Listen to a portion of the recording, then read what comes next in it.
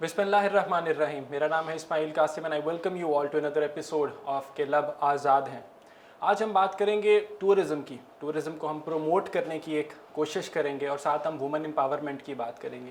ये दोनों चीज़ें जुड़ती हैं आपस में। अब वो किस तरह से जुड़ती हैं, इसलिए बिकॉज ट्रैवलिंग को यूजुअली एसोसिएट किया जाता है हमेशा मर्दों के साथ। कहा जाता है कि हमारा नॉर्थ बहुत खूबसूरत है, पूरी दुनिया में इसकी तारीफ़ की जाती है, लेकिन अगर आप फ्रैक्शन देखें तो जो ख़वातीन वहाँ पे ट्रैवल करती हैं हमारी अपनी लोकल, वो बहुत थोड़ी हैं।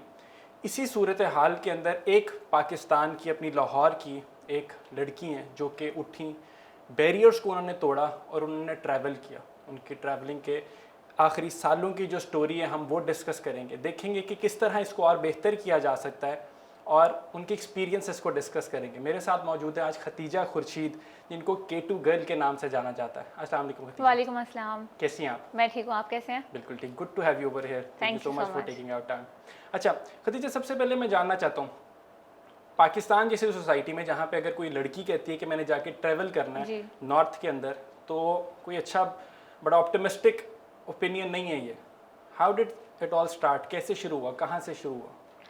अच्छा, ये कैसे शुरू हुआ कि सबसे पहले किसी भी चीज़ का आपको शौक़ होता है, तो मुझे शौक़ था इसका और उस टाइम मैं स्टूडेंट थी, अपना BS कर रही थी।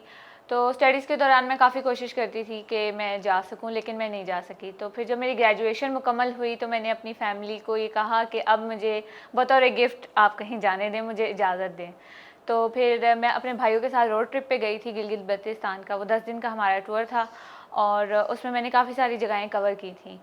तो उस ट्रिप के बाद से जो है मुझे आप कह लें कि एक लत लग गई और चस्का लग गया, तो फिर मैं इस शौक़ को और मज़ीद फॉलो करती गई। अच्छा, सबसे पहले आपने घर वालों के साथ किया और जो हाँ, मैं घर वालों के साथ थी वो ख़त्म हुई कुछ काफ़ी हद तक उस वजह से? हाँ, घर वालों के साथ आप जब अपनी फैमिली के साथ होते हैं तो एक प्रोटेक्शन होती है, सेफ्टी होती है। तो फर्स्ट टाइम एक्सपीरियंस के लिए वो मेरे लिए बहुत बेनिफिशियल था। उससे मुझे काफ़ी हेल्प मिली और मुझे आइडिया हुआ कि मैं क्या चीज़ कर सकती हूँ, क्या चीज़ नहीं कर सकती, और उन जगहों का आइडिया हुआ कि वो जगहें कैसी हैं और वो आपसे क्या डिमांड करती हैं। तो उससे मेरा माइंड प्रिपेयर हुआ और आगे ट्रैवल्स में मुझे उससे हेल्प मिली। अच्छा, मैं यहाँ पे जानना चाहता हूँ कि जब तक ट्रैवल नहीं किया था, what were the doubts in your mind? कुछ सवालात थे कि शायद मैं वहाँ जाऊँ तो ये ना हो जाए या वो ना हो जाए, कुछ ऐसे सवाल थे? अच्छा, ऐसे सवालात अमूमी तौर पे सब लोगों को होते हैं, लेकिन मुझे नहीं थे। मेरा एक बहुत ही पॉजिटिव इमेज था और शायद नेचुरली मेरी एक बहुत पॉजिटिव थिंकिंग है। तो मुझे था कि अगर बाकी लोग जा सकते हैं जिनको मैं जानती हूँ, चाहे वो लड़के हों या लड़की, तो फिर वहाँ पे कोई इशू नहीं है। लड़की होने का इशू जस्ट ये है कि आपको पीछे से सपोर्ट होनी चाहिए, फैमिली की इजाज़त होनी चाहिए, और उसके बाद आपको खुद भी पता होना चाहिए कि आपने अपने आप को कैसे कैरी करना है और आपको मैनेज करना आना चाहिए। ये सब अगर आपको आता है तो मुझे लगता है ऑलरेडी काफ़ी सारा डर आपका कम हो जाता है। कोई सेग्रीगेशन फील हुई जब ट्रैवल किया? यू सेड कि मर्द और औरत के अंदर कोई डिफरेंस नहीं था। मैं ये चीज़ इसलिए स्पेसिफिकली हाईलाइट कर रहा हूँ बिकॉज यूजुअली हमारी खवातीन को हमेशा रोका जाता है और कहा जाता है कि चलो अगर लड़का है तो उसको तो फिर भी जाने दिया जाता है, एक लड़की को आप यूजुअली नहीं देखेंगे कि हमारी सोसाइटी से उठे और ट्रैवल कर ले, जो कि होना चाहिए, क्योंकि इवेंचुअली अगर आप देखें तो इसके इकोनॉमिक एस्पेक्ट्स बहुत बड़े हैं। टूरिज्म का GDP के अंदर हमारा एक बहुत बड़ा रोल होता था जो कि गिरता चला है और उसी को अब दोबारा हमें उठाना है, जो कि बेहतरी की तरफ जा रहा है। ब्रिटिश बैकपैकर सोसाइटी ने 2018 में पाकिस्तान को नॉमिनेट किया, 2020 के अंदर पाकिस्तान अगेन नॉमिनेट हुआ as the number 1 travelling tour destination. तो इसीलिए अगर खवातीन नहीं जाएंगी तो एक मसला होगा। सो कमिंग बैक, जब आपने ट्रैवल किया कोई सेग्रीगेशन फील हुई, कोई डिफरेंस फील हुआ? And you said a very important thing कि खुद को कैरी करना आना चाहिए। What do you mean by that? Carry करने से मुराद ये है कि आपको रियल लाइफ में क्या क्या सिचुएशंस आ सकती हैं उनको डील करना आना चाहिए। हमें अपनी एजुकेशन के थ्रू लड़कियों को इतना कॉन्फिडेंस देना चाहिए कि हम उनको सिखा सकें कि रियल वर्ल्ड में जब वो जाती हैं दुनिया में तो क्या क्या होता है, कैसी कैसी सिचुएशंस आ सकती हैं, उनके लिए हमें उनका माइंड प्रिपेयर करना चाहिए। और अगर लड़कियों के पास एक्सपोजर होगा थ्रू स्टडी और थ्रू एनीथिंग, जॉब एक्सेट्रा, तो उनको पता होगा कि क्या क्या सिनेरियोज हो सकते हैं और उसमें उन्होंने क्या करना है, उसको कैसे प्रिवेंट कर सकती हैं और उसको कैसे मैनेज कर सकती हैं। लेकिन कुछ डिफरेंस फील नहीं हुआ मतलब ऐसे मुझे? हाँ, और अगर हम अपने पाकिस्तान के शुमाली इलाकों की बात करें तो वो काफ़ी ओपन हैं और लड़कियों के लिए सेफ़ लगे हैं मुझे। वो बल्कि ख्याल रखते हैं कि ये मेहमान है हमारे इस इलाके में, तो उनका वो सेफ़ करने के लिए कोशिश करते हैं। अच्छा, बड़ा इंपॉर्टेंट पॉइंट है। मैं एग्री विद हर कि ना वहाँ पे जब आप जाते हैं तो वो लोग बड़े ज़्यादा आपको सपोर्ट करते हैं और वो उनका मेहमान एक वर्ड उनके हमेशा मुँह पे रहता है। मतलब आपको चाहे वो पैसों के लिहाज से मतलब कहते हैं ना, गंदी मछली तो हर जगह होती है, तो जी, आपने बिल्कुल। उसको नहीं देखना, आपने मेजॉरिटी को देखना जो कि अच्छे लोग हैं और वो खवातीन की इज्जत करते हैं और वो चाहते हैं कि और ज़्यादा खवातीन वहाँ पे ट्रैवल करें। मैं बार बार वुमेन की बात इसलिए कर रहा हूँ खवातीन की, क्योंकि खवातीन की ट्रैवलिंग की रेशो जो कि करती है नॉर्थ में हमारे पाकिस्तान में वो कम है, इसलिए मैं बार बार उनको स्ट्रेस कर रहा हूँ जाके स्पेसिफिकली। खतीजा खुर्शीद जो कि K2 गर्ल हैं, इसीलिए she is a highlight in our country. Why so? Because she is a women जिसने ट्रैवल किया और अपना नाम बना रही है, ना सिर्फ पाकिस्तान में, पूरी दुनिया के अंदर। अच्छा खतीजा, कोई डिफ़िकल्टीज आई? अच्छा, अब शुरू में हमने ट्रैवल किया, राइट, शुरू में तो आप फैमिली के साथ गई, जी। फिर जब आपने खुद ट्रैवल किया, प्लान किया, कोई डिफ़िकल्टीज आई वहाँ पे जाके? अच्छा, खुद निकलते हैं जब आप पहली दफ़ा, तो आपको फिर डर होता है, क्योंकि फिर आपके साथ फैमिली नहीं होती है, आपका वो एक कंफर्ट जोन नहीं होता आपके साथ, तो आपको स्ट्रेच करना पड़ता है। तो वो आपके नेचुरल फियर जो होते हैं वो होते हैं, लेकिन इसके अलावा मुझे कोई मुश्किल नहीं आई। बल्कि जब लोगों को ये पता चला कि मैं अपने खुद से अपने बलबूते पे आई हुई हूँ और मेरे साथ कोई और नहीं है, तो आसपास जो आपके टीम मेंबर्स होते हैं उन्होंने भी मुझे ख़ास प्रोटोकॉल दिया, और जो मकामी पोर्टर्स होते हैं, गाइड्स होते हैं, वो भी बहुत ज़्यादा सराहते हैं इस चीज़ को, और उन्होंने भी मुझे बहुत सपोर्ट किया। और ये कहाँ पे टूर था पहले वाला, इसके बारे में अपना एक्सपीरियंस मेरा पहला टूर रश लेक का था। अच्छा, पहला इसको ट्रैक टूर। कह लेंगे आप। जी।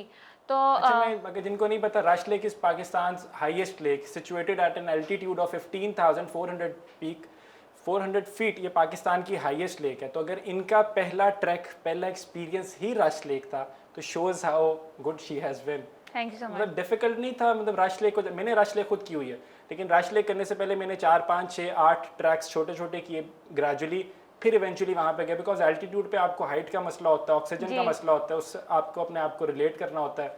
How was the experience? अच्छा, रश लेक के पीछे एक छोटी सी कहानी है जो मैं मुख्तसरन आपको बता देती हूँ। वो ये कि रश लेक के लिए नहीं निकले थे हम, निकले थे करुम्बर के लिए। तो करुम्बर पाकिस्तान की सेकंड हाईएस्ट लेक है। तो ये सोचा था कि चलो रश लेक तो हाईएस्ट है, वो ज़्यादा मुश्किल है, वो अभी नहीं करती, पहले कभी कुछ नहीं किया हुआ, करुम्बर कर सकती हूँ, ये सोच कर निकले थे। लेकिन किस्मत में रश लेक लिखी थी, तो वो पहले ही खुदा की तरफ से एक ज़्यादा मुश्किल आ गई। लेकिन इसमें मदद मेरी इस तरह हुई कि मैं निकली थी ख़वातीन की ग्रुप के साथ। हमारी एक सीनियर ट्रैवलर हैं फ़रियाल उस्मान खान, तो उन्होंने मुझे बहुत गाइड किया, मैं उनके साथ गई थी। और हमारा 25 लोगों का ग्रुप था और उसमें मोस्टली ख़वातीन थी। Okay, nice. और That's ख़वातीन amazing. जो हैं ऑलमोस्ट उनमें 62 एज की भी थी। अच्छा। इतनी बड़ी उम्र की भी ख़वातीन मतलब थी जिन्होंने हमारे साथ, ट्रैवल किया उसमें 62 एज की भी खवातीन के और साथ उन्होंने ट्रैवल कर भी रही थी। बाकायदा हमारे साथ रश लेक की। उन्होंने भी रश लेक की? जी, बिल्कुल। दैट्स अ तो फैसिनेटिंग स्टोरी, ये बड़ी एक अमेजिंग सी बात है ये। बहुत इंपॉर्टेंट बात इसमें है कि वुमेन लेड ग्रुप था, इसमें ख़वातीन ही थी ज़्यादा, और बड़ी उम्र की ख़वातीन ने भी इसको अचीव किया। अच्छा, बहुत अच्छी बात है। अच्छा, फिर करम्बर के लिए आप लोग जा रहे थे, क्या और किस तरह डिफरेंस है? हॉपर ग्लेशियर से हम लोग जाते हैं जी। रश लेक की तरफ, जी बिल्कुल। तो कितना डिफरेंस है दोनों की साइड में, और किस तरह रश लेक की तरफ? हम निकले थे चित्राल। ठीक है। चित्राल से आपका करुम्बर का सफ़र शुरू होता है, लेकिन वहाँ जाके हमें करुम्बर की परमिशन नहीं मिली, क्योंकि करुम्बर का बॉर्डर अटैच होता है पीछे अफगानिस्तान वाले इलाकों से। Okay. तो वहाँ पे परमिशन इशू था, तो वो जब परमिशन नहीं मिली, तो उसके बाद फिर हम वहाँ से गिलगित आए हैं, और गिलगित जाके फिर हमने डिसाइड किया कि अब हम रश लेक अचीव करेंगे। अच्छा, करम्बर का ये अफगानिस्तान के एक बॉर्डर का इशू है, लेकिन अभी लोग जा रहे हैं। मेरा भी एक और दोस्त भी है, वो लोग भी अभी करके आए हैं, अभी बिल्कुल रिसेंटली, मेरा ख्याल है जी। कोई हफ्ता 2 हफ्ते हुए हैं वो लोग, और वो बड़े सेफली जाने दिए, क्योंकि अब तो ग्रेजुअली बेहतर हो रहे हैं, परमिशन जी मिल जी रही हैं, बिल्कुल। तो ये उनको बड़ा अच्छा रहा है। अच्छा, अभी हमने यहाँ पे कंटिन्यू करते हुए मैंने इनसे बात करनी है कि अभी हम ये समर्स की बात करें जो कि ट्रैवलिंग की होती है। जब हम विंटर्स की बात करते हैं तो हमारे रास्ते यूजुअली कहा जाता है बंद हो गए, तो अब आप ट्रैवल नहीं कर सकते। इस सिलसिले में क्या हो सकता है, इसके बैकग्राउंड स्टोरी क्या है, ये सब कुछ हम जानेंगे, लेकिन will have to take a short commercial break. Will be right back, stay tuned.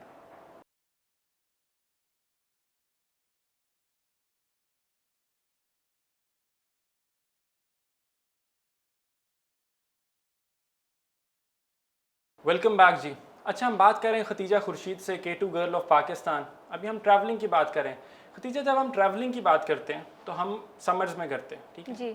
जैसे ही विंटर्स की बात आती है तो एक पॉइंट उठाया जाता है कि जब तो रास्ते बंद हो गए, और ये बड़ी एक अजीब सी है, क्योंकि यूरोपियन कंट्रीज़ को अगर हम देखें तो they make the most of the winter season. मतलब अगर हम ऑस्ट्रिया की एक एग्जांपल लें तो दैट इज़ वन कंट्री जिनका रेवेन्यू जो कि टूरिज्म से जनरेट होता है वो सबसे ज़्यादा होता ही विंटर्स के अंदर है। तो हमारे मुल्क के अंदर जहाँ पे इतने ज़्यादा वसाइल हैं, इतनी ज़्यादा हमारे पास नॉर्थ हमारा खूबसूरत और भरा हुआ है, वहाँ पे हम जैसी विंटर्स की बात आती है तो कहते हैं रास्ते बंद हो गए। जी। What do you think can be done in this regard? हम इसको बेहतर कैसे कर सकते हैं? हम इतना ज़्यादा रेवेन्यू जो कि जनरेट हो सकता है हम उसको वेस्ट क्यों कर सकते हैं, क्यों करते हैं उसको? देखिए, बेहतरी की जगह सब जगह मौजूद होती है। हमेशा हर चीज़ में बेहतरी का एक एरिया होता है जहाँ मज़ीद बेहतर से बेहतर कर सकते हैं। लेकिन अगर हम अपने पाकिस्तान में टूरिज़्म की जब बात करते हैं, तो ये अभी बहुत नया नया आया है और चंद ही साल गुजरे हैं कि इतनी अवेयरनेस क्रिएट हुई है कि हर इंसान के मुंह पे ट्रैवलिंग का। और ये इवन जो हमारे शुमाली इलाका जात हैं इनमें कौन कौन से क्या इलाके हैं, गिलगित बल्तिस्तान क्या है, इसमें क्या क्या आता है, और कुमराट कहाँ है, सवात कहाँ है। ये सारी भी नई डेस्टिनेशंस होंगी, लेकिन टूरिज्म तो हमारा शायद बड़ी देर से चलता आ रहा है। और एक पॉइंट था कि हमारे बहुत ज़्यादा फॉरेनर्स आते होते जी थे। जी जी ये तो जब तक हमारे टेररिज्म के हमारे ऊपर इल्ज़ामात लगे और हमें बेबुनियाद किस्म के हमारे ऊपर लेबल्स लगे तब वो कम हुए, लेकिन तो बड़ी देर से चलता आ रहा है। तो अब तक तो खैर काफ़ी टाइम हो चुका है इस चीज़ को। ये जब टेररिज्म आया है तो उसके बाद जो है बिल्कुल कट ऑफ हो गया था पाकिस्तान। ऐसे ही है। तो उससे एक बहुत बड़ा नुकसान हुआ है हमें, हमारे मुल्क को। और अब जो फिर उसके बाद जो हम अपने पैरों पे खड़े होने की कोशिश कर रहे हैं, इसलिए इसमें टाइम आ रहा है। लेकिन इसमें जो प्लस पॉइंट मुझे नज़र आता है ये कि अब हम लोग पाकिस्तानी जो हैं वो खुद अपने मुल्क में जो है इसके रेवेन्यू जनरेट कर सकते हैं और कर रहे हैं, क्योंकि अब ये अवेयरनेस आई है आम लोगों में। हम निकल रहे हैं, लड़कियां जा रही हैं, लड़के जा रहे हैं, फैमिलीज जाने की कोशिश करती हैं, तो इससे ही हमारा टूरिज्म प्रमोट हो होगा। रहा है। लेकिन ये सारा कुछ समर्स में होता है। मेरा पॉइंट था, मेरा सवाल था कि जी, विंटर्स के अंदर, विंटर्स में हम नहीं जा पाते। आई थिंक जब मैं ऑस्ट्रिया की एग्जांपल दे रहा था, उनके पास बड़ी मशीनरीज हैं। जी बिल्कुल। मतलब कि हमारी तो अव्वल सड़कें ही नहीं बनी हुई, सड़कों का बनना बहुत ज़्यादा ज़रूरी है। अब ये मुझे नहीं पता कि पोलिटिसाइज इसको किया जाता है या क्या मकामी लोग हैं वो नहीं चाहते, क्योंकि उनकी 4x4 की जो उनकी गाड़ियाँ हैं वो भी यूजलेस हो जाएगी अगर हम यहाँ के लोकल्स अपनी खुद ही गाड़ियाँ ले जाएंगे। तो इसके पीछे बैकग्राउंड क्या है, इसके पीछे स्टोरी क्या है वो नहीं पता, लेकिन हुकूमत को रोड्स को, इंफ्रास्ट्रक्चर की वहाँ पे बेहतरी लाना बहुत ज़्यादा ज़रूरी है। इसी तरह इसी सिनेरियो के अंदर अगर हम वहाँ पे सड़कों को साफ़ करें, हम जो कि वहाँ तक की रसाई है वो आसान करें, तो विंटर्स में लोग जाएंगे। विंटर्स के अंदर वहाँ पे अगर हमारे पास और कुछ नहीं तो कोई सेंट्रली हीटेड छोटे छोटे होटल्स ही बन जाएं, तो फिर ये लोगों का डिफरेंस, मेरा ख्याल है कि ये डर जो है, खौफ है कि हम विंटर्स में जा नहीं सकते, वो ख़त्म हो जाए, रेवेन्यू जनरेट हो जाए। अच्छा, इसमें दो बड़ी चीज़ें हैं। एक तो ये कि जब हम इन इलाकों में जाते हैं तो वहाँ सिग्नल्स का इशू है, तो सबसे पहले तो आप सिग्नल्स की वजह से कट ऑफ हो जाते हो। उसके बाद दूसरी, आप विंटर्स की बात कर रहे हैं, तो विंटर्स में फिर बर्फ़बारी होती है, उसकी वजह से फिर इलाके जात जो हैं वो कट ऑफ हो जाते हैं कि वहाँ पे स्नोफॉल इतना ज़्यादा होता है कि रास्ते बंद हो जाते हैं, और मजबूरन जो है वहाँ पे अगर आप ऑलरेडी वहाँ पे मौजूद हो तो आप बाहर नहीं निकल सकते, और अगर आप बाहर हो तो आप अंदर नहीं जा सकते। तो ये दो इश्यूज़ आते हैं। अब इसमें हो रहा ये है, जितना मैंने ट्रैवल किया और जो देखा है मैंने, कि ये सब वहाँ के लोग अपनी मदद आप कर रहे हैं और उसी के तहत ये लोग सब चल रहे हैं। जितना भी वहाँ पे सिस्टम स्टैब्लिश हुआ है और जो हम भी जाते हैं वहाँ पे एक्सप्लोर करते हैं, तो वो उन्हीं की बदौलत है, क्योंकि वो अपनी मदद आप कर रहे हैं। इसमें हमें इम्प्रूव करने के लिए हुकूमत की मदद चाहिए होगी कि हुकूमत ध्यान दे और वहाँ के लोगों के साथ एक कोलैबोरेशन करे कि उनकी मुश्किलें समझे, उनको सॉल्व करने की कोशिश करे, उनको बेनिफिट दे, तो फिर वो भी आगे से स्टेप लेंगे। और एक कदम बढ़ाने की देर है, वो 2 कदम आगे बढ़ेंगे। बिल्कुल, लोग तो वो बड़े अच्छे हैं, वो लोग अगर करना चाहें। और मेरा ख्याल है अगर हमारी हुकूमत आगे बढ़े और उनको मतलब रास्ते ही साफ़ कर दे, मतलब होटल की बात की वो बना दे, तो हम विंटर्स में भी बहुत ज़्यादा रेवेन्यू जनरेट कर सकते हैं, जो कि अब तक हम वेस्ट करते आ रहे हैं। अच्छा खदीजा, हम वापस आते हैं आपकी स्टोरी, आपकी जर्नी के ऊपर। जी बिल्कुल। कोई अनफॉरगेटेबल मतलब एक्सपीरियंसेस तो होंगे, कोई फॉरगेटेबल मेमोरी है कि आप चाहते हो कि यार ये शायद ना हुआ होता, कोई बुरी मेमोरी? शुक्र अल्लाह का, ऐसा कुछ भी नहीं हुआ। अच्छा, ऐसा कुछ हाँ, लकीली मेरे साथ ऐसा कुछ भी नहीं हुआ कि मैं चाहूँ कि इसको भूलना चाहूँ। हमेशा ऐसी ही यादें लेकर आई हूँ कि जो बार बार उनको दोहराना चाहती हूँ, बल्कि नई से नई बनाना चाहती हूँ। अच्छा, बड़ी अच्छी बात है। She is a frequent traveller. मैंने उनसे पूछा कोई बुरा मेमोरी है, उनकी कोई बुरी मेमोरी नहीं है, तो आप लोग जा सकते हैं, कॉन्फिडेंटली जा सकते हैं, यू विल हैव मोमेंट्स जो कि आप जिनको चेरिश कर सकेंगे सारी ज़िंदगी के लिए। अच्छा, एक आगे बढ़ते हैं। एक यहाँ पे एक सवाल आता है जो कि यूजुअली कॉमन मैसेज पूछते हैं जाके, जो कि मेरे से बहुत ज़्यादा पूछते हैं और यूजुअली उठाते भी हैं और माइंड में भी उनके आते हैं, यार वहाँ पे हम रेस्ट रूम्स नहीं है, हम बाथरूम का यूज़ करेंगे, मतलब क्या करेंगे वहाँ पे? ये सवाल है जिसकी वजह से आधी फैमिलीज तो वैसे ही रुक जाती है। जी बिल्कुल। ऐसा what do you have to say in this regard, क्या होता है? वॉशरूम्स का इशू तो आता है, लेकिन जब अगर आप सफ़र पर निकल रहे हैं तो सफ़र की अपनी मुश्किलें हैं जो आपको सहनी पड़ती हैं, तो आपका माइंड पहले से रेडी होना चाहिए कि जब अब आप अगर अपने घर का आराम छोड़कर निकल रहे हैं तो आपको घर जैसा आराम नहीं मिलेगा वहाँ पर, और आप वहाँ पे नेचर एंजॉय करने जा रहे हैं। बहुत सारी चीज़ें ऐसी होंगी जहाँ पे आपको कॉम्प्रोमाइज़ करना पड़ेगा, उनमें से एक चीज़ वॉशरूम है।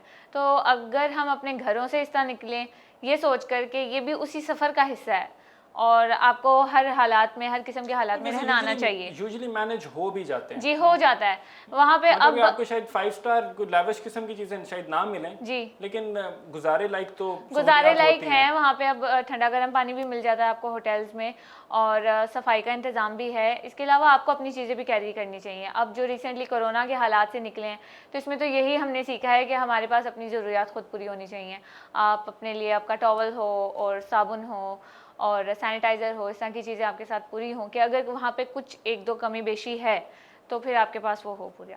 कोई पोर्टेबल वॉशरूम्स का कोई है एक्सपीरियंस क्या सुना हो कहीं वहाँ जी, पे? अच्छा, ये मैं इसमें 2 पॉइंट्स आ जाते हैं कि अगर आप सिंपल ट्रैवलिंग की बात करें तो फिर आप शहरों में होते हैं, ऐसी जगहों पे होते हैं, आबादी में रह रहे होते हैं, वहाँ पे वॉशरूम्स मिल जाएंगे आपको, वहाँ पे कोई इशू नहीं होगा। अच्छा पॉइंट है आपका, ये दो और डिफरेंट जगह हैं। जी, और अगर आप पोर्टेबल वॉशरूम की बात कर रहे हैं तो ये तब है कि जब आप ट्रैकिंग जब करें आप ट्रैकिंग और पे जा आप रहे हैं ऐसे इलाकों में जा रहे हैं पहाड़ों के अंदर जहाँ पे अब आबादी नहीं होगी और आपने अपने आप में सब कुछ करना है। तो ऐसे में लेडीज़ के लिए पोर्टेबल बाथरूम होता भी है, लेकिन बाज़-औक़ात नहीं भी होता है, तो फिर आप खुले में जाते हैं, ओपन एयर वॉशरूम होता है। और और आप मैनेज करते अगर हैं आपने वहाँ पे ट्रैकिंग एक्सपीरियंस की हुई है तो आपको मालूम है कि वो कैसा होता है। इवेंचुअली हो जाता है मैनेज। लेकिन मैनेज हो जाता है। अभी हम यही वाली बात कर रहे थे, मैनेज हो जाता है, इट्स नॉट समथिंग जिसको you should be afraid of, जिसकी वजह से आपको रुकना चाहिए। लेकिन अभी आपने बड़ा अच्छा इंपॉर्टेंट पॉइंट किया कि एक हम ट्रैवल कर रहे हैं या हम ट्रैक कर रहे हैं, दो डिफरेंट जी, चीज़ें। बिल्कुल। इसी से क्वेश्चन निकलता है कि ट्रैकिंग, ट्रैवलिंग, हाइकिंग, ये डिफरेंट चीज़ें जिनको लोग नहीं डिफरेंशिएट कर पाते जी, और उनको बिल्कुल। एक ही में ले जाते हैं। What is the difference between all these? अच्छा, ट्रैवलिंग और टूर ये है कि जिसमें आपका आराम पूरा पूरा हो। ये ट्रैवल है कि आप किसी एक जगह जा रहे हैं और वहाँ पे आपने होटल में रहना है या रेस्ट रूम। आपने ईगल नेस्ट में अपना रूम बुक हाँ, कराना है, ईगल, आपने पार्टी करनी है, रात में बिल्कुल। वापस आ जाना। हाँ, आपने घूमना फिरना है वहाँ पे, दैट इज आपने ट्रैवलिंग। खाना पीना है, that is travelling, that is touring. और इसके अलावा आ जाता है हाइकिंग। तो हाइकिंग ये है कि आपके ट्रेल्स होते हैं, जैसे इस्लामाबाद में हमारे पास काफ़ी ट्रेल्स हैं, वो 1 डे के होते हैं, 1 डे और 2 डे मैक्सिमम। उसमें आप एक जगह पॉइंट ए से जाते हैं पॉइंट बी पे और एक ही दिन में वापस आ जाते हैं। उसमें कैंपिंग नहीं गाइडेड होती, होते हैं उसमें गाइडेड होते हैं, रास्ता बना होता है। इसके बाद आती है ट्रैकिंग। ट्रैकिंग में मोस्टली ऐसा होता है कि जहाँ पे आबादी नहीं होती है, दूर दराज पहाड़ होते हैं, बेआबान होते हैं, उधर आप जा रहे होते हैं और वहाँ पे आपने खुद ही रास्ता बनाना है और खुद ही पत्थरों से निकलना है। मोस्टली आप या तो 2 पहाड़ों के बीच में दर्रा होता है, माउंटेन पास जिसको हम कहते हैं, वो आप क्रॉस कर रहे हैं और या क्या किसी खूबसूरत झील की एक्सपीरियंस तरफ होता जा है। रहे हैं। जी, आप अगर बिल्कुल। बहुत ज़्यादा आपने ट्रैकिंग कर ली हो तो आप ज़मीन को, जो एक आम इंसान को शायद ज़मीन नज़र आ रही होती है, आपको ज़मीन ही नज़र आ रही होती है, आपको एक रास्ता नज़र आ रहा होता है। आप जी, कह रहे होते बिल्कुल। ही है। यूजुअली अगर मैं भी किसी लोगों के साथ, अगर किसी टूर को लेके जा रहा होता हूँ, इतनी देर हो गई, 10-12 साल हो गए हैं, तो पूछ रहे हैं आप कहाँ जा रहे हैं? मैं कहता हूँ मुझे नज़र आ रहा है कहाँ जा रहे हैं जाके। वो कहते नहीं आगे तो कुछ भी नहीं है। मैंने कहा आगे यही रास्ता नज़र आ रहा है। तो दैट इज़ ट्रैकिंग। क्लाइंबिंग रहेगी एक बीच में, क्लाइंबिंग ऑल टुगेदर हाँ जी, different. That is very different. और क्लाइंबिंग ये है कि उसमें माउंटेनियर्स होते हैं, वो सालों साल जो है प्रैक्टिस करते हैं, अपने आप को फिजिकली प्रिपेयर करते हैं, उनकी एक डाइट रूटीन होती है, एक्सरसाइज रूटीन होती है, और फिर वो पहाड़ चढ़ते हैं, पहाड़ की चोटी सर करते हैं। हम लोग जो मैं हूँ, मैं ट्रैकिंग करती हूँ, मैं किसी माउंटेन की बेस कैंप पे चली जाऊँगी, लेकिन मैं उस पहाड़ को चढ़ूँगी नहीं, उसकी चोटी नहीं सर करूँगी। जैसे मैंने K2 बेस कैंप किया, मैंने K2 सर नहीं किया। तो जो K2 सर करेगा वो क्लाइंबर है, वो माउंटेनियर है, और जो वहाँ तक चला जाता लेकिन है। इतना कैजुअली आपने कह दिया कि मैंने K2 बेस कैंप किया है, जैसे कोई बहुत छोटी बात है। ये भी बहुत बड़ी बात है। मतलब दिन लगते हैं, हफ्ते लगते हैं। मेरा ख्याल है अभी K2 बेस कैंप ही है जिसको भी हमने डिस्कस करना है, उसका सारा ट्रैक डिस्कस करना है। क्लाइंबर्स तो ऊपर चढ़ते हैं, लेकिन जो ट्रैकर्स हैं वो उसके बेस कैंप तक जाते हैं। बेस कैंप तक जाना भी कोई आसान काम नहीं है, मतलब उसकी भी एक अलग दास्तान है, उसको हम डिस्कस करते हैं। लेकिन will have to take another break over here. Will be right back, stay tuned.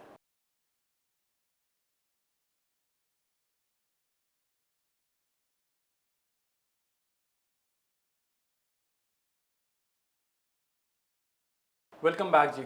अच्छा खदीजा, हमें बताएं, K2 बेस कैंप का ट्रैक आपने किया, क्या एक्सपीरियंस रहा, कहाँ से शुरू हुआ, हाउ डिफ़िकल्ट वाज इट?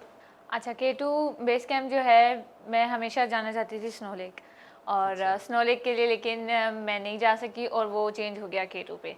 तो इट्स लाइक दैट कि K2 मेरा एम नहीं था, मेरा एक एम कोई और था, लेकिन मैं K2 पे चली गई। जिस तरह मेरा एम रश लेक नहीं था, लेकिन मैं रश लेक चली गई। तो K2 की कहानी ऐसे ही शुरू होती है, और फिर मैंने इसके लिए अपने आप को फिज़िकली प्रिपेयर करना शुरू किया, और उसमें ये हुआ कि मुझे एंकल इंजरी हो गई। अच्छा, और टूर से पहले? जी, टूर से पहले, क्योंकि आपको पता है एक लंबा ट्रैक है और उस पे आपको फिज़िकल पावर चाहिए, तो आप अपने आप को प्रिपेयर करते हो। तो मैं उन प्रिपरेशंस में थी, मैंने जॉगिंग वॉकिंग स्टार्ट की हुई थी, एक्सरसाइजिंग कर रही थी। तो उसी दौरान जॉगिंग के दौरान मुझे एंकल इंजरी हुई और मुझे लगा एक सादा सी मोच है तो ये ठीक हो जाएगी। मैं गई जरा के पास और मोच निकलवा ली, लेकिन फिर वो दर्द बढ़ता गया, मोच ठीक हुई हो गई और दर्द होता रहा। मैंने रेस्ट भी लिया, फिर भी होता रहा। कितने दिन पहले की बात है ये K2 जाने से 3 हफ्ते पहले की बात है। अच्छा, 3 हफ्ते पहले ही। तो टाइम भी शॉर्ट था और रमज़ान था। रमज़ान में अपने आप को प्रिपेयर करना भी एक मुश्किल चैलेंज था। तो ये सब मैं कर रही थी और फिर वो इतना हुआ कि मुझे हॉस्पिटल जाना पड़ा और प्रॉपर उसका चेकअप करवाना पड़ा। तो MRI भी हुआ। तो वो एक डर खौफ इतना बढ़ गया था कि मैंने K2 का एडवांस दे दिया है, अब अल्लाह जाने क्या निकल आए, मेरा कोई टेंडन ना ब्रेक हो जाए जिसकी वजह से फिर मैं लाइफ टाइम, ये तो शौक ही ऐसा है जिसमें मुझे अपनी फिजिकल स्ट्रेंथ चाहिए, तब मैं क्या करूँगी। तो ये एक फियर मेरे ऊपर बिल्ड हो गया था। लेकिन फिर शुक्र अल्लाह का, वो रिजल्ट आया MRI स्कैन का, तो कोई टेंडन या लिगामेंट ब्रेक नहीं था, सब कुछ सेफ था। जस्ट एक इंटरनल इंजरी थी जो मेडिकेशन से ठीक हो सकता था। तो वो मेडिकेशन स्टार्ट कर दी और रेस्ट किया। तो उससे एक और चैलेंज ये क्रिएट हो गया कि जो मैंने फिजिकल प्रिपरेशन स्टार्ट की थी वो रुक गई। तो अब ये था कि मुझे वहाँ जाके मुश्किल ना हो जाए। फिर खैर काफ़ी दुआएं की और इवन इसके लिए एक ख़ास मरहम लेने के लिए मैं शेखुपुरा भी चली गई। अच्छा। तो वो मरहम भी लेके आई, यानी जो मैं कर सकती थी कि मेरा ट्रैक ना ख़राब हो, मेरा ट्रैक कैंसिल ना हो जाए, वो मैंने किया है। और फैमिली भी मुझे कहने लग गई कि अब ना जाओ, अगले साल चले जाना, पहाड़ तो वहीं है, वो तो कहीं नहीं जा सकते, तो अगले साल चली जाना। लेकिन पता नहीं क्यों मेरे अंदर एक फीलिंग थी कि अगर मैंने इस साल नहीं किया तो ये दोबारा नहीं होगा। वो ये बहुत स्ट्रॉन्ग फीलिंग थी, तो मैंने इसी को फॉलो किया और अम्मी को फिर बहुत प्यार से समझाया कि अम्मी देखें मैंने जाना है और मुझे लगता है मैं दोबारा नहीं जा पाऊँगी, तो आप बस ये दुआ करें कि मुझे वहाँ पे कोई मसला ना आए। और शुक्र है कि अम्मी मान गई और घर वाले मान गए, तो उन सब की दुआओं के साथ मैं चली गई। और जब मैं चली गई हूँ तो जो दर्द मुझे यहाँ शहर में था, घर बैठे था, ट्रैक पे एक दिन भी नहीं हुआ। अच्छा, निकलते टाइम भी दर्द था? निकलते टाइम भी था, स्कर्दू पहुंचकर भी था। स्कर्दू से जब हम अस्कोली जाते हैं, जहाँ से ट्रैक शुरू होता है K2 का, अस्कोली पहुंचने तक भी था। अगले दिन जब हमने चलना शुरू किया है, उस दिन से लेके आखिर दिन तक एक भी दिन नहीं हुआ। तो मुझे नहीं मालूम ये क्या है, ऐसा हुआ। मिरेकलस स्टोरी उनकी। मतलब उन्होंने K2 बेस कैंप करना था, उससे पहले उनको एंकल इंजरी हो गई, सब कुछ किया, दर्द नहीं गई, लेकिन the moment she started the track towards K2 she did not feel any pain. How beautiful is it? मतलब ये स्टोरी लोग शायद बिलीव ना करें, मतलब लेकिन ये ही रियलिटी में होता है। This is how it is, this is how magical the journey is over there. और K2 तो खैर अलग दास्तान है, लेकिन हम यहाँ से ट्रैक स्कूली से भी हम वापस पे आपको लेके आऊँगा, वापस इसलिए लेके आऊँगा, फाइनेंसिस की बात करेंगे हम, प्रिपरेशन की बात दोबारा करेंगे, because I want the viewers to understand कि हाउ डिफिकल्ट इट इज़, क्या कुछ करना है उनको। बिकॉज आई वांट कि अगर कोई ये चंक भी देखे इस एपिसोड का और वो K2 बेस कैंप जाना चाहता हो तो उसके पास सारी फर्स्ट हैंड इन्फॉर्मेशन आ जाए। फाइनेंसेस कितने चाहिए, क्या था? अच्छा, K2 के फाइनेंसेस ऑलमोस्ट आपको 1 लाख to 150 आपके लग जाते हैं। मतलब लाख डेढ़ आपको चाहिए? हाँ, लाख डेढ़ लाख आपका लग जाता है। दिन कितने आपको चाहिए? कि आपको दिन आपके 15 से 20 दिन लगते हैं। 15 से 20 दिन मिनिमम है आपको? जी बिल्कुल, मतलब बल्कि 20 दिन ही लगते हैं आपके, क्योंकि यहाँ से आपने शहर से निकल के जाना है। दो दिन आपके जाने के सफ़र में लग जाते हैं, एक दिन आप रेस्ट करते हैं, उसके बाद 15 दिन आपका ट्रैक है, तो अराउंड अबाउट आपके 20 दिन लग जाते हैं। 2 दिन काउंट करके मतलब 20 दिन लगते हैं। और आपको 1.5 लाख रुपया चाहिए, 20 दिन चाहिए K2 बेस कैंप के लिए। और प्रिपरेशन कब, कितना अर्सा देर पहले स्टार्ट की थी? अच्छा, इसकी प्रिपरेशन मैंने 2 महीने पहले स्टार्ट कर दी थी, लेकिन वो रमज़ान की वजह से एक रूटीन चेंज हो जाती है। तो मैंने ये 2018 में किया था और उसमें रमज़ान जो है जून जुलाई के मौसम में ही आया हुआ था, तब ये बहुत मुश्किल आई थी। और फिज़िकल प्रिपरेशन जो है आपको कम से कम ना 3 महीने पहले शुरू कर देनी चाहिए। वैसे तो अगर आप ट्रैकर हैं और इस तरह की आपकी एक रूटीन है, तो आपकी एक पर्सनल रूटीन होनी चाहिए जिसको आपको फॉलो करना चाहिए, जो कि रिकमेंडेड है, लेकिन मोस्टली नहीं करते। मैं भी कभी कभी नहीं करती, यानी ये मेरी भी पर्सनली ऐसी कोई रूटीन नहीं है। तो फिर हम जाने से 3 महीने पहले, या अगर वो भी नहीं आप कर सकते तो 1.5-1 महीने पहले आप तैयारी शुरू करते हैं। जॉगिंग है उसमें मैं आपको बताती हूँ, उसमें फिर आप पर्सनल वर्कआउट करें घर में, होम बेस्ड वर्कआउट आजकल आपको यूट्यूब पे मिल जाते हैं। और मैं कहूँगी यूट्यूब एक बेहतरीन उस्ताद है, अगर आप उसमें से कोई भी पॉजिटिव लर्निंग करना चाहें तो आपको सब कुछ मिल जाता है। विदाउट एनी इक्विपमेंट आप अपने आप को प्रिपेयर कर सकते हैं। तो आप वो होम बेस्ड वर्कआउट फॉलो करें, स्क्वाट्स करें और वॉकिंग स्टार्ट करें।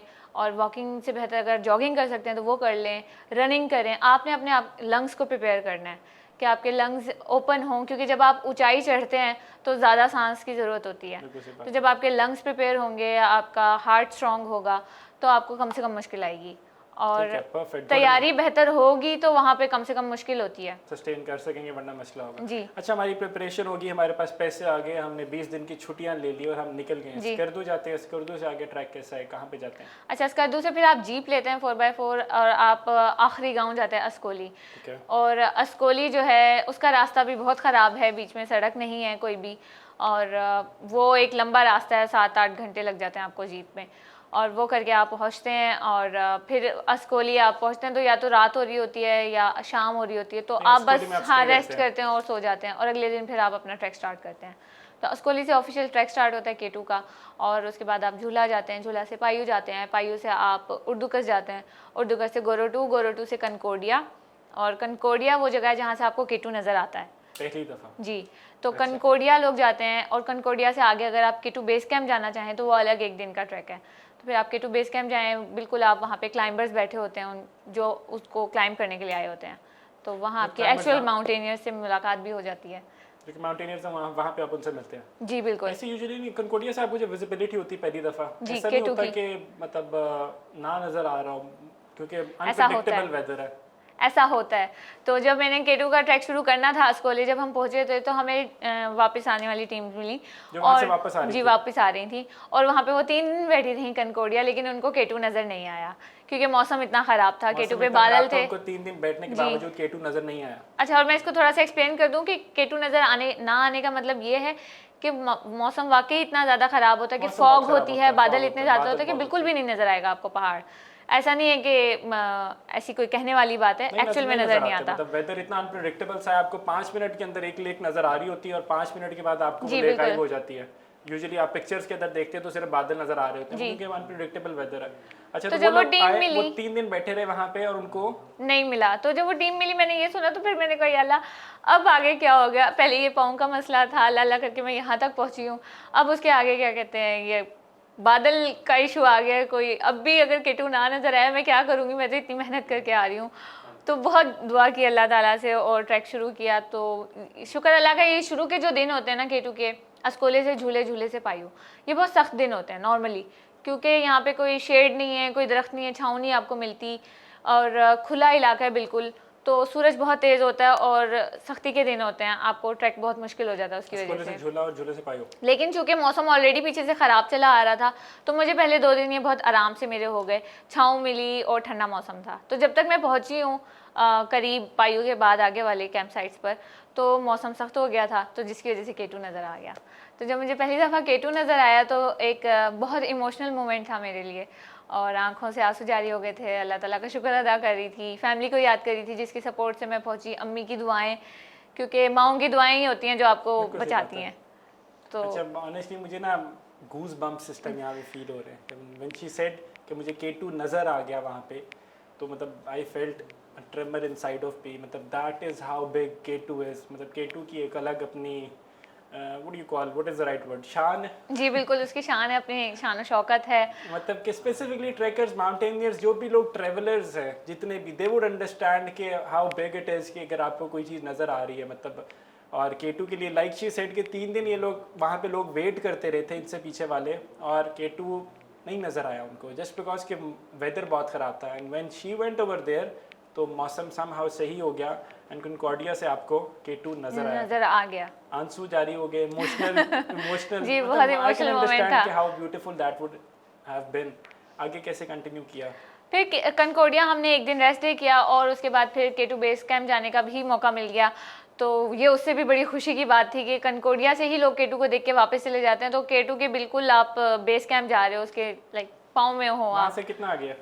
K2 से आपको लग जाते हैं 4-5 घंटे लग जाते हैं आपको कनकोडिया से K2 बेस कैंप। मतलब के अंदर जी, आप करते एक दिन क्या, आप एक ही दिन आ जा भी सकते हो, लेकिन हमने वहाँ पे रात गुजारी थी, क्योंकि हम अपने आप को बेस आगे कैंप पे के रात गुजारी? जी K2 Okay, base camp nice. हमने रात गुजारी, क्योंकि हम अपने आप को एलिवेशन से जो है ना एक्लेमेटाइज करना चाह रहे थे। इसके बाद हमने उसी रास्ते से वापस नहीं जाना था, हमने आगे एक माउंटेन पास है, गोंडोगोरोला उसको कहते हैं, जीजीला, तो वो हमने क्रॉस करना था। उसके लिए फिर हमारा ख्याल था कि हमें यहाँ एक रात गुजार लेनी चाहिए, क्योंकि फिर बॉडी एक्लेमेटाइज हो जाती है। जब आप एक एलिवेशन पे जाके सोते हो, रात गुजारते हो, तो बॉडी को उससे हेल्प मिलती है। इनकी क्या वहाँ पे फीलिंग्स होंगी, क्या होंगी, वो वी कैन ओनली इमेजिन, लेकिन आई एम श्योर कि वो वर्ड्स में एक्सप्लेन नहीं किया जा सकता। Will continue this beautiful journey of hours जो कि हम यहाँ पे वर्चुअली शायद इमेजिन कर रहे हैं। And will be right back, will have to take a break over here, see you after break.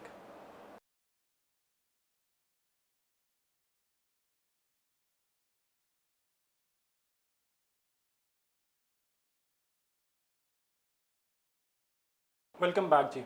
अच्छा, आप स्टोरी K2 बेस कैंप की सुना रही थी। जिजीला क्या है जहाँ पे आपने रात स्टे किया K2 बेस कैंप पे, और अगले दिन आप जिजीला के लिए निकले? जी, हमने K2 बेस कैंप पे स्टे किया और उसके अगले दिन हम वापस कनकोडिया आए हैं। और ऐसा समझ लें कि कनकोडिया एक सेंट्रल पॉइंट है, आप उसके लेफ्ट जाएंगे तो K2 है, K2 बेस कैंप है, और वापस आप कनकोडिया आते हैं। कनकोडिया से राइट जाते हैं तो वहाँ से जिजीला का रास्ता शुरू होता है। एक कैंप साइट आती है, अली कैंप साइट उसका नाम है, और वहाँ से फिर आप रात के टाइम जिजीला अटैम्प्ट करते हैं और दूसरे रास्ते निकलते हैं। तो लाइक ये एक शॉर्टकट है K2 से वापस जाने का, स्कर्दू पहुँचने का। और अगर आप उसी रास्ते से वापस आते हैं तो आपको उतने ही फिर से दिन लगेंगे, 4 दिन लगेंगे। और अगर वहाँ से वापस नहीं आते जहाँ से आप गए हैं और जिजीला से आते हैं तो कितना टाइम? 2 दिन लगेंगे। अच्छा, वो हाफ हो जाता है? हाफ हो जाता है। तो क्या डिफिकल्ट है? वो डिफिकल्ट है। डिफरेंस क्या है इस ट्रैक में और उस ट्रैक में? डिफरेंस इस तरह ये कि कनकोडिया आने तक का जो रास्ता आपने कर लिया है वो तो वैसे ही अपने आप में एक मुश्किल है जो उसकी है। इसके बाद ये कि फिर वो मज़ीद ऊंचाई हो जाती है कोंडोगोरोला करने के लिए। तो वो एक माउंटेन पास है, आप 5000 प्लस जाते हैं, बल्कि उसकी एक्चुअल हाइट 5580 मीटर्स है। तो वो एक काफ़ी ऊंचाई है। 5000 प्लस जब आप आ जाते हैं तो वो हाई एलिवेशन है, और अगर आप नॉर्मली इस तरह नहीं एलिवेशन पर आते तो आपको काफ़ी फिजिकल स्ट्रेंथ चाहिए और स्ट्रॉन्ग लंग्स चाहिए। तो वो एक मुश्किल थी इसमें। और वहाँ से जब आप जिजीला पहुँचते हो तो सामने उस पास के ऊपर खड़े होके बिल्कुल आपको K2 की चोटी नज़र आ रही होती है, broad peak base camp, broad peak चोटी नज़र आ रही होती है। तो ये सारे पहाड़ होते हैं आपके सामने, और फिर एक डिसेंड होता है, और वो डिसेंड जो ऑलमोस्ट 70 डिग्री के एंगल पे है। और descent is always very difficult. तो वो रोपिंग करके प्रॉपर उसमें आपको हेलमेट पहनना होता है। जब यहाँ से आप वापस रोपिंग करके उतरे हैं? जी, आप जब जिजीला करते हैं तो फिर आप रोपिंग के साथ उतरते हैं। तो वो आप रोपिंग करते हैं और इस तरह उसका एंगल होता है, और स्लोप से आपने जो है उतरना होता है। 70 डिग्री अच्छा खासा एंगल तो वो एक टफ चैलेंज होता है। मतलब आप इतनी ऊंचाई चढ़ते हैं और फिर वो 1000 मीटर का डिसेंड आपने एक ही टाइम करना होता है। तो that was really challenging and humbling at the same time. Humbling is a beautiful word that she used. अच्छा, ये सारी स्टोरी के अंदर मतलब एक आपको एक चीज़ पता होनी चाहिए, that you can also do it. If she can, if others can, you can do it too. Go out there. Porters का बड़ा एक रोल होता है उसके अंदर। जी बिल्कुल। पोर्टर्स मिल जाते हैं, पैसों का मसला तो नहीं होता, या यूजुअली कुछ इस तरह? अच्छा, ये जो ट्रैक्स करते हैं हम, तो अगर हम बड़े ट्रैक्स करें तो ये कमर्शियल ट्रैक्स होते हैं। तो आप टूर कंपनीज के साथ जाते हैं जो इस तरह के ट्रैक्स ऑर्गेनाइज करते ऑलरेडी हैं। उन्होंने ऑर्गेनाइज किए तो वो आपके लिए सारी चीज़ें जो हैं, कुछ ऐसी चीज़ें होती हैं जैसे खाना क्या होगा, कैंप क्या होगा, और पोर्टर क्या होंगे, ये सारी चीज़ें वो आपके लिए ऑर्गेनाइज कर देते हैं। तो आपका फोकस रह जाता है कि आपने अपने आप को फिजिकली प्रिपेयर करके जाना है, और अपने पास जो है ना बस आपने ट्रैक एंजॉय करना है। आपका काफ़ी ज़्यादा मेरा ख्याल है टेंशन उससे आपका हेडेक हाँ जी, कम हो जाता अगर है। आप कमर्शियली किसी भी टूर कंपनी के साथ चले जाएं। बहुत अच्छी कंपनीज है जो कि आप जा रही हैं, तो उन्हीं के साथ मेरा ख्याल है हमें जाना चाहिए और आगे बढ़ते जाना चाहिए। अच्छा, ये तो हमारी ट्रैकिंग होगी। कैंपिंग का एक्सपीरियंस रहा है कभी? मतलब कैंपिंग की हो, रात गुजारी हो?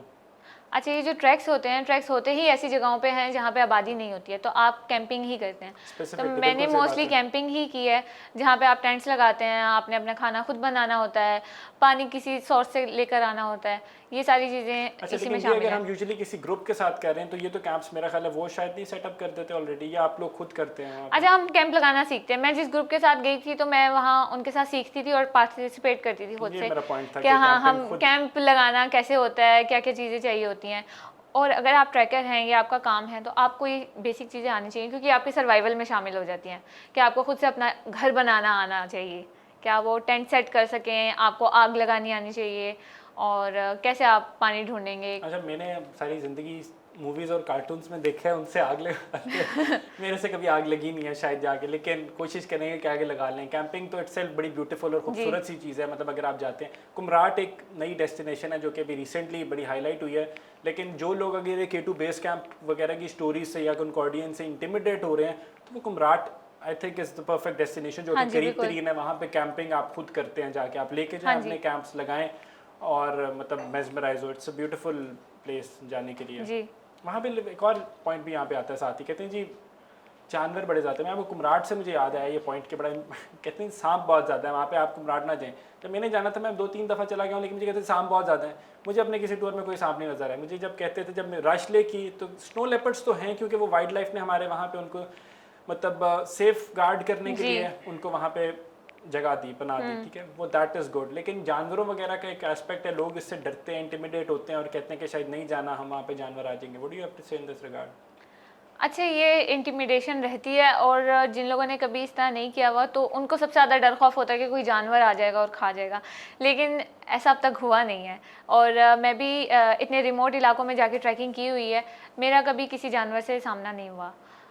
तो मैंने किसी जानवर को नहीं देखा, लेकिन हाँ एक होता है, इसके लिए आप प्रिवेंशन करें, आप अपना खाना जो है सही जगह डिस्पोज ऑफ करें और जानवर नहीं आएंगे। हाँ, मतलब जानवर होते हैं, वी आर नॉट सेइंग कि वहाँ जानवर हैं ही नहीं, लेकिन पॉइंट इज कि आपकी ट्रैवलिंग के अंदर जहाँ पे जो स्पेसिफिक टूरिस्ट डेस्टिनेशंस है वहाँ पे आपको जानवर ढूंढने नहीं आ रहे आपको खाने के लिए। जी बिल्कुल। मारखोर बहुत ज़्यादा है जहाँ पे स्नो लेपर्ड्स वगैरह खा लेते हैं और उनके साथ रह लेते हैं। प्लस प्रिवेंटिव मेजर्स, आपके पास फर्स्ट एड किट्स तो होनी ही चाहिए, चूँकि वो किसी भी सिलसिले में हो, वो बेशक के हमारे जानवरों से लेके जी। हों या कि आपको खुद कोई ना कोई मतलब मसला हो जाए, उसके लिए वो तो होने चाहिए। लेकिन overall it's you can vouch for it कि जानवरों से खतरा नहीं है, यू शुड गो। जानवरों से खतरा नहीं है, और ये मार्क और स्नो लेपर्ड्स काफ़ी ऊंचाई पे रहते हैं, उतनी ऊंचाई पे हम नॉर्मली जाते नहीं हैं।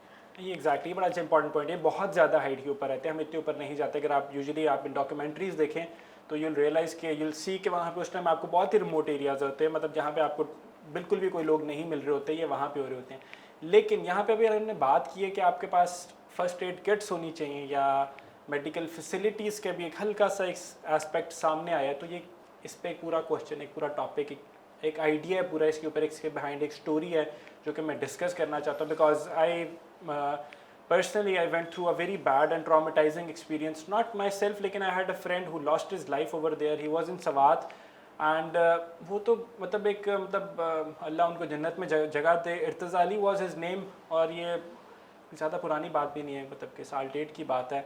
And he lost his life because वहाँ पे कोई मेडिकल फैसिलिटीज़ की प्रोविज़न नहीं थी, और अगर वो होती तो उनकी आज वो हमारे साथ हंस खेल रहे होते, ज़िंदा होते। अब इसमें रिस्पॉन्सिबल कौन है? बड़ी कैंपेन्स चलाएं लेकिन कुछ फ़ायदा नहीं है, ज़िंदगी वापस नहीं आ सकती। इसके ऊपर बात करेंगे, लेकिन ब्रेक से वापस आके will have to take a short commercial break. Will be right back, stay tuned.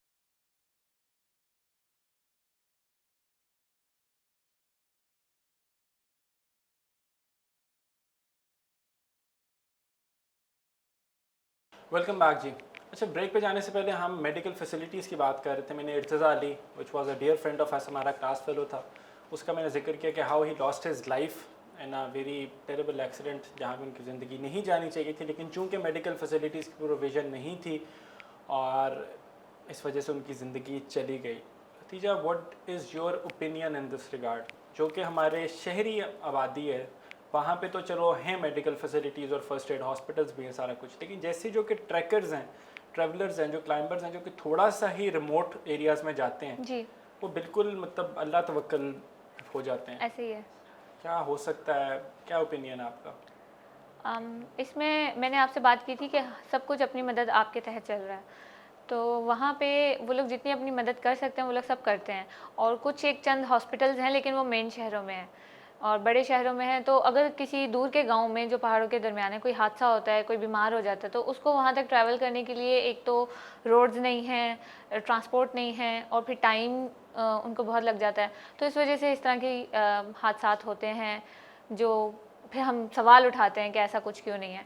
तो उसमें यही है कि हम इसमें कम्युनिटी सेंस एक बिल्ड करें कि जो हम लोग भी शहरी वहाँ पर जाते हैं, तो ऐसे कोशिश करें, ऐसे प्रोजेक्ट स्टार्ट करें वहाँ से मकामी लोगों के साथ कोलैबोरेट करने की, कि अगर हॉस्पिटल ना सही तो कोई एक क्लिनिक, कोई एक रूम किसी गांव में कि ऐसा सेंट्रल पॉइंट देख के वहाँ पे इस्टेब्लिश कर दिया जाए, जहाँ पे बेसिक ज़रूरियात हों, जो मकामियों की भी मदद हो जाएगी उसमें, और जो अगर कोई शहरी जाते हैं वहाँ पे घूमने के लिए या ट्रैक करने के लिए, तो उनकी भी एक मदद हो जाएगी। इसके अलावा हर इंसान के पास जाने से पहले अपनी एक फर्स्ट एड किट होनी चाहिए, तो उसमें आपको जो अगर कोई पर्सनल प्रॉब्लम है उसके साथ सामान भी पूरा होना चाहिए, और इसके अलावा एक बेसिक होनी चाहिए आपके, उस पर बैंडेज होनी चाहिए, और जो दवाइयाँ लगती हैं वो सारी चीज़ें पूरी होनी चाहिए। और तीसरा आ जाता है इसमें हुकूमत का किरदार। तो अगर हुकूमत इस चीज़ का नोटिस ले और प्रोजेक्ट शुरू करे तो ये बहुत तो ये होगा बेहतर और जल्दी हो सकता है। बड़ा इंपॉर्टेंट पॉइंट है इसके अंदर, और ये बड़ी एक बड़ी सीरियस रोड के ऊपर हम लोग निकल गए हैं, क्योंकि ये तो ज़िंदगियों की बात हो रही है ना। देखिए, हमारा मसला सिर्फ हमारे लोकल्स का नहीं, आपके फॉरेनर्स भी आ रहे हैं, और आप फॉरेनर्स जो हैं मतलब आपका मतलब मेजरली कंट्रीब्यूटर्स हैं आपके जीडीपी के अंदर जब टूरिज़्म की हम बात कर रहे होते हैं। तो अल्लाह ना करे अगर हमारी ज़िंदगी भी उतनी ही इंपॉर्टेंट है, लेकिन शायद यहाँ की जिस तरह मैंने इर्तज़ा की बात की उसकी ज़िंदगी गई तो खैर किसी को फ़र्क नहीं पड़ा, लेकिन यहाँ पे इसी की जगह कोई फॉरेनर होता तो आपका पूरा एक बार मुल्क, एक बार आपके इंस्टीट्यूशन हिल के रह जाते, क्योंकि फिर आपको जवाब देना पड़ता। तो ऐसी बुरी सूरत हाल से बचने के लिए, इससे निमटने के लिए प्रिवेंटिव मेजर्स अपनाने बहुत ज़्यादा ज़रूरी हैं। What our government needs to do is कि वहाँ पे लाइक खतीजा सेड कि आपको वहाँ पे बेसिक फैसिलिटीज़ देना बहुत ज़्यादा ज़रूरी है। कम्युनिटी सेंस डेवलप करने, इससे उन लोगों का भी फ़ायदा होगा, उनको भी आपको मतलब एम्प्लॉयमेंट अपॉर्चुनिटीज़ मिलेंगी। और मतलब ऑब्वियसली वहाँ पे इतने ज़्यादा लोग हैं, अब तो पढ़ाई का भी बड़ा ज़्यादा वो बढ़ता जा रहा है। उनका का लिटरेसी रेट आप देख लें माशाल्लाह से, मतलब it's near to 100 if I am not wrong. तो वहाँ से मतलब आप उसके अलावा यहाँ से आप डॉक्टर्स लेकर जाएं, मतलब हुकूमत का रोल है जो कि थोड़ा रोल नहीं है, बड़ा ज़्यादा है। हुकूमत की रिस्पॉन्सिबिलिटी भी बनती है कि अगर आपने टूरिज़्म को प्रमोट करना है, अगर हम एग्जांपल इसके अगर हम ये शो करें why are we doing this, इस शो के ज़रिए खतीजा क्यों ट्रैवल कर रही है। Yes, she is doing it for herself but now, लेकिन she is leaving a message, a legacy behind for other women to follow, क्योंकि इवेंचुअली वी वांट कि पाकिस्तान फ्लरिश करें एंड ग्रो करें एंड उसको वहाँ पे इकोनॉमिक अपॉर्चुनिटीज़ मिले वहाँ पे के लोगों को भी और हमें ओवरऑल पूरी मुल्क को भी। तो अगर आप वहाँ पे बेसिक मेडिकल फैसिलिटीज़ ही नहीं दे रहे होंगे तो नुकसान होगा। जब मेडिकल फैसिलिटीज़ की बात आती है तो इंफ्रास्ट्रक्चर की बात आती है, ये बड़े इंपॉर्टेंट पॉइंट्स हैं। इंफ्रास्ट्रक्चर डेवलपमेंट होना बहुत ज़रूरी है। हमने शो के शुरू में भी बात की थी, सड़कें नहीं हैं, सड़कें होना बहुत ज़्यादा ज़रूरी है। इससे टूरिज़्म को में बहुत ज़्यादा टूरिज़्म को फ़रोग मिलेगा, अंदाज़ा भी नहीं है। होटल्स बनने चाहिए, होटल्स हैं लेकिन मतलब वो वाले हैं कि जिनमें आपके बहुत से वो लोग जिन्होंने पैसे लगाने हैं, जिन्होंने आपको रेवेन्यू देना है, वो नहीं जाते, वो लोग नहीं जाते, जो कि हमारी मतलब कहने को मिडिल क्लास नहीं, अपर मिडिल क्लास है, या कि जो हमारी लीड क्लास है, जो कि जाना चाहते हैं, जिनके पास इतने पैसे हैं कि वो जाके अपने 2 हफ्ते का आराम से टूर कर सकें और पैसे लगा सकें, वो लोग नहीं जाते क्योंकि उनको वहाँ पे ये मसले आते हैं। रोड्स का मसला, इंफ्रास्ट्रक्चर का मसला है, इंफ्रास्ट्रक्चरल डेवलपमेंट होना बहुत ज़रूरी है। अगर ये सारी चीज़ें हो जाएँ तो बहुत ज़्यादा और बेहतरी भी आ जाएगी।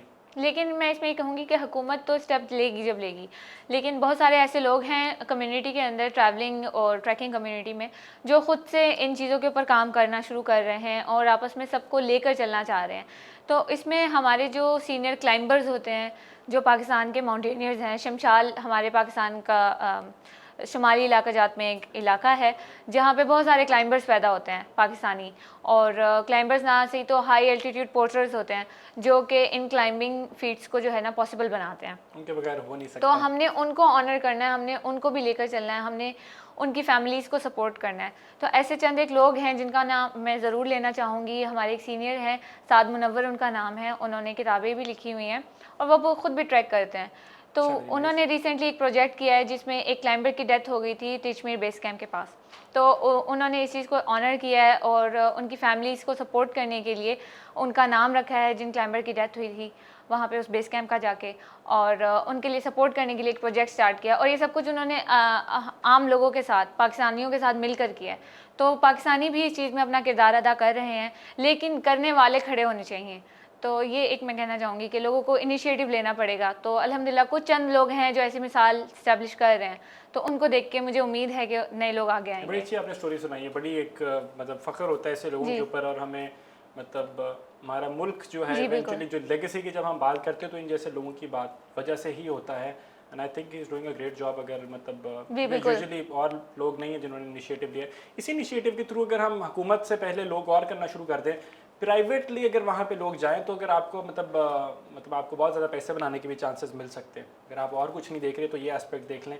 नेकी तो वरना होती ही है, अगर आप ये सोच रख लें तो सवाब तो मिलता है और उसका बहुत ज़्यादा फ़ायदा होता है। अच्छा, फाइनली हम लोग जाते हैं, आगे बढ़ते हैं इस सारी स्टोरी के अंदर। कोई मैसेज हो जो कि देना चाहती हूँ आप? आई वांट के और ख़वातीन निकलें और ख़वातीन ट्रैवल करें। हम इस सारी अगर स्टोरी कोई ख़वातीन देख रही हैं तो they will have realized by now कि it's safe to travel to northern Pakistan and it's good that मतलब कि ओवरऑल बड़ी बेहतरी है कि इसके अंदर। What is the message that you will give?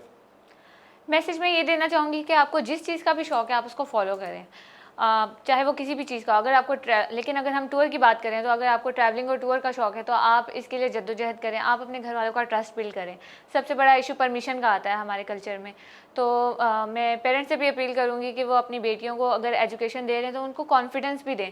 तो अगर उनको कॉन्फिडेंस होगा तो वो आगे जा सकेंगी। और कॉन्फिडेंस के बाद उनको अपनी अगर वो जाती हैं तो वो ये ना सोचें कि सब कुछ ही फूलों जैसा मिलेगा उनको, क्योंकि जहाँ अच्छाइयाँ हैं वहीं बुराइयाँ भी होती हैं।